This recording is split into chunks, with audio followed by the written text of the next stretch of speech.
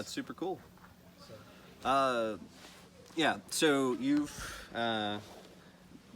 talked with me before and said that you're interested in doing the some like potentially joining the writing team. yes. Okay. Cool.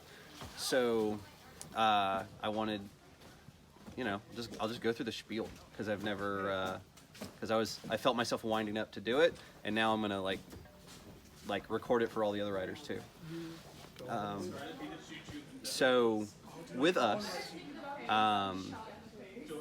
so if you've never written like mods for a LARP with a schedule, it is a unique creature.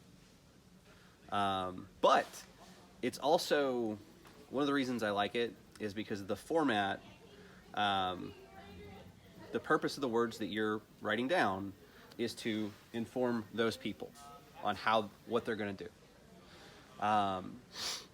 So, like, you don't necessarily need to write a novella, Yeah. but being able to kind of deliver, here's the reason why you're doing the thing that you're doing, here's what you're doing, and then, like, if there need to be mechanics, sure. But mostly, it's kind of like if I asked you to explain, Fury Road, you'd be like, well, at a certain point, it's like, well, things change through the movie, but like if you start, well, okay, this lady is trying to help these people escape. Yes. And if you, sorry, you're catching on something that is really big for me, Mm-hmm. which in screenwriting, it would be impossible to write Fury Road in a regular script format. Oh yeah. Well, yeah, like that's a. That's another thing entirely, sorry. No, you're good. But the whole reason is that because there is that base, there was a lot of room for the writing staff to work with it. Yeah. And a lot of it was visual storytelling. Yeah. Sorry. No, that's great. Like, yeah, his way worked really well for him. Yes. For us, when you're creating a mod, a part of the larger story of a DR event, the goal is to provide the context in which the extras, the characters, the people that are acting out the roles, provide the context in which they'll be acting, and provide a direction. Like, so for example, everything has a purpose, and everything delivers story. Like a good example of what is not a story, like zombies show up, is not a mod. Like, that can be a roaming threat, Yeah. sure, but by itself, zombies show up is not a story. It's, in Dystopia Rising, it's the equivalent of clouds show up. It is an encounter that is supposed to be. Yeah. Now, however, you can take something like that, and if you include a story element, like someone, like a member of a specific faction, sure. Well, we've got lots of purebloods here, so we'll use purebloods, for example. If you say that there was a pureblood who was out golfing, which is a pastime that they enjoy, and they were, their group was overwhelmed, and they're running the town for help. It says a lot of things without having to say a lot of things. Leaving open for the player or the NPC who's going to be playing the character Yeah. to decide personality. Yeah. Well, personality, how they handled the situation. If it were, unless specified, how they want to use weapons and stuff and skills. And honestly, with that, and I don't usually dictate, down to that level. Yeah. Well, I'm saying that stuff is free for the NPC. Oh yeah, absolutely, absolutely, yeah. If something's important, I mention it. If it's not really important, I don't mention it. So if I say like a member of this, like if I say a person is chased in by zombies, that's like a giant question mark. Yeah. And it's not a question mark I'm delivering to the people playing. It's a question mark I'm delivering to the people that are going to be executing the story. And so,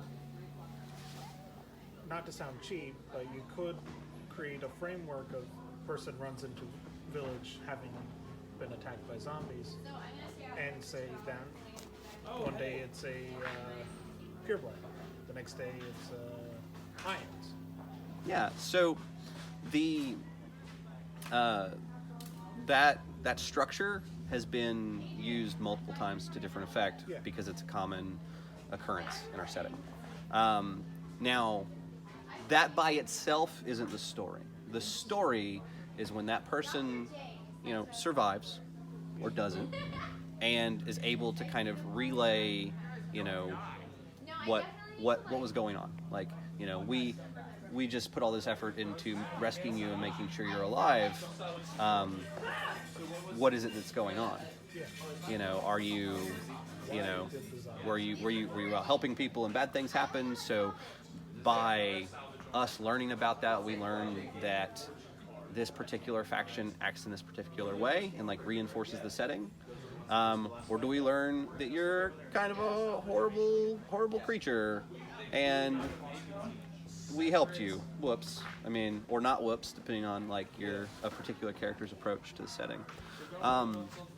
But like when you're putting a mod together, when you're putting a story together, a single thing very rarely makes it a story. Like a fight coming into town, a person coming into town with item cards to sell, like that by itself isn't a story. Now it's an exchange, like it's a part of the greater setting, but ultimately, when I ask you about what happened, that summary of someone what would give, like, oh well, there was this guy, he went out golfing and he got overwhelmed and he just ditched his entire group and let them get eaten, and then that also continues to build the story in the setting. You're like the further exchanges of like, oh hey, what happened? It makes the world seem alive. Yeah, absolutely. Okay, next encounter. Okay, next thing. And right, so the world seeming alive, that's a good point.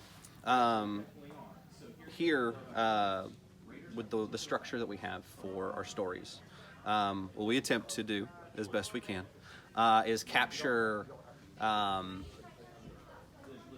results. Now, sometimes results are relatively mediocre, inconsequential to the greater story, but a lot of times when somebody comes in and they're like, hey, I'm so-and-so, I'm important to the town because of this, and if the town thumbs their nose at them, murders them or helps them a lot, that can affect the further flow of the story. So since when that player, the person portraying that extra, that character, comes back to Ops, they're able to tell us what happened. And we ask. That all happened just because of one mod, but it had more story in it than just what the mod intended. Yeah, and like these things develop, they evolve, and as long as the people that are going out know fundamentally who the people they're portraying are, and what they want to accomplish, then the story has a greater chance of being successful. And when I say successful, I don't mean like when you write down, Jeff from the crankcase wants to turn Bob into soap. Like, just because Bob doesn't get turned into soap doesn't mean that mod's unsuccessful. It means, like, if you send them out and they are able to successfully convey Like, oh, hey, this is a thing that these people do. Sometimes they'll put you in a grinder and, you know, turn you into a sanitation product. And if you're like, those people are kind of gross, cool. If you're I like that kind of thing. I want to get to know those type of people more. Also cool. And then that story helps reinforce and become a part of the identity of that faction.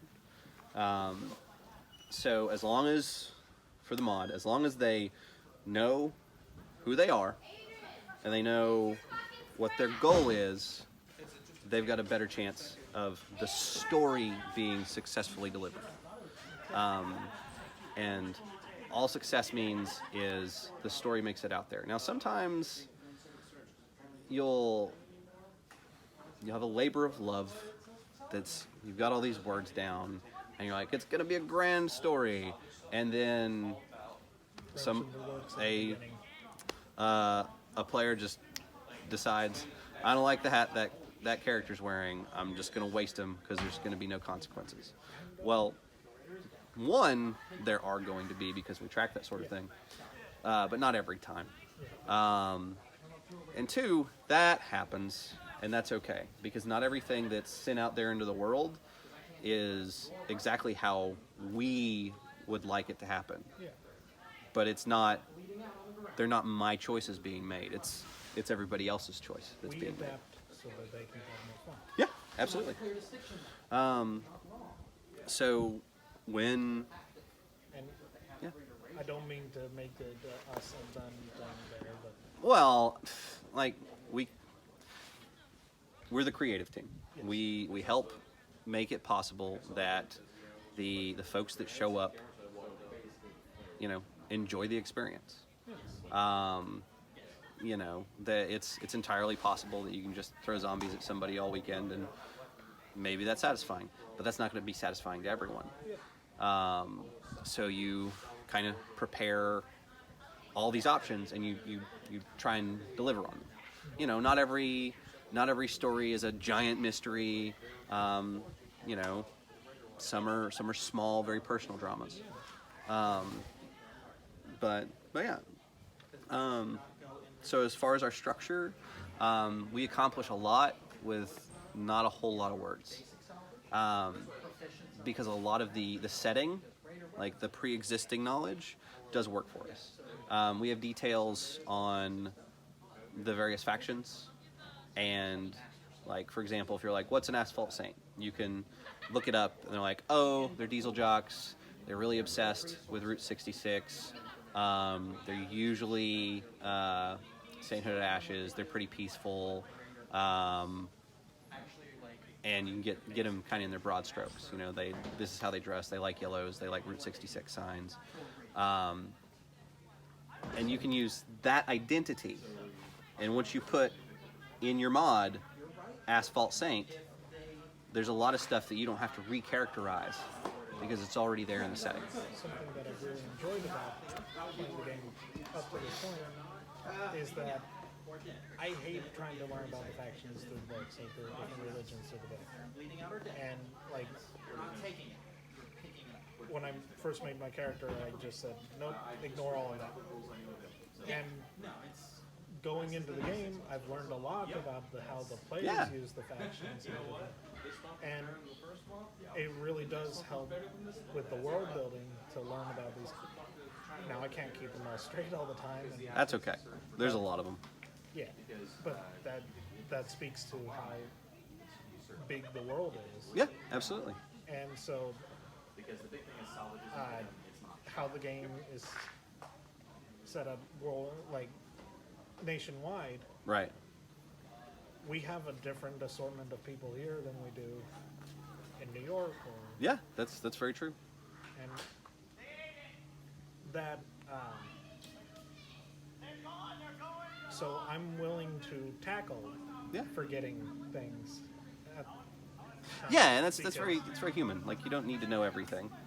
I don't know everything. And when playing, I'm more than willing to forget, oh, these Asphalt Saints. Yeah. Because as my character, they don't run into them all the time. Yeah, absolutely, and that's okay. But if I'm on the writing staff, I have the resources available. Yeah, and usually what we do with folks that are new, um, we have certain milestones, and for like the first 15 or so mods, you're writing for existing stories and existing factions and existing mods, and the goal is to make sure that you're good. Is to make sure that you get a solid foundation of what already exists, and then we give people the option to dive into factions that might I write a lot of them, and if you're like, yeah, I really like this group, I really connect with this group and the story that they're telling, then I'd be like, okay, well, here you go. And that's happened with several of our writers, and eventually creating new factions or new monsters as possible, but I like to make sure that all the writing team has a good foundation on what already exists, because when way back when I had less strict controls on that, we'd get like 3 or 4 groups that were basically the same, we're a Quality. yeah. So yeah, do you have any questions about writing stuff and the like? I'm a big person on like the formula. I know that formulaic writing. Oh no, but I mean, we live and die by it because we've got a template that we use, and it goes down the numbers. It's like, what sort of NPCs do we need for this? Casted characters. What is this something that needs to be run at night or during the day? Whatever. What are the props that need to be brought? What are is there any specific costume that's needed? And then you're like, what's the story? And the story is the part where you do the most, the most typing. yeah, But once they know who they are and they know what they're doing, a lot of this other stuff just falls into place. So if, when you craft your first story after we send you the template, take a faction you know something about, and you can learn about some more the rest of the weekend. yeah. I think the And Rovers are the ones that I know the best, even though I'm not there. that's okay. You can, in 1 to 300 words, tell me a story. Tell me the start of a story that these characters care about and a thing that they want to accomplish. Yeah. And if there's a fight with it, cool. If there's not a fight, also cool. 2/3 of the mods we send out don't have fights attached to them, so that's an incredibly valuable, percentage.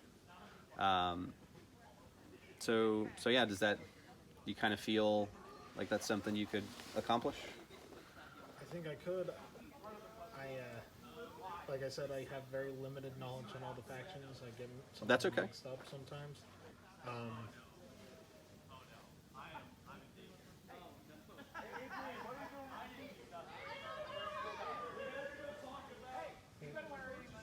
can't think of anything to really ask you at the moment. Okay. Yeah.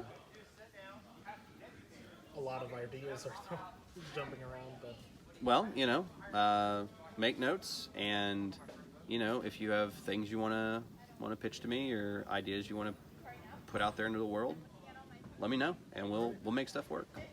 I'm terrible at email. I'm way better at Facebook Messenger or Discord. Well, Facebook Messenger. That's what we're talking about. I'm terrible at all the other ones. Zoe will. getting better with Discord, but I'm horrible at everything. Don't. Yeah. Well, then we're about on the same page. So that is okay. Well, cool, man. Thanks for sitting down with me. Thanks for letting me talk to you. Yeah, absolutely.